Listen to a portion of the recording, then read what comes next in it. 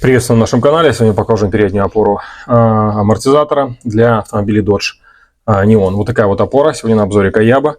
Внутри, в общем-то, опора устроена как саленблок. Внутри находится резиновая часть.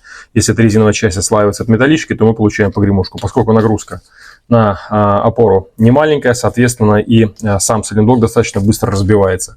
То есть от момента, когда чуть-чуть начало стучать, до момента, когда начало грохотать, проходит совсем немного времени. Поэтому почувствовали первые стуки вверху верхней части под капотом, однозначно замена опора. При замене опоры амортизатора всегда имейте с собой на СТО опорно-поворотные подшипники, они вам могут пригодиться.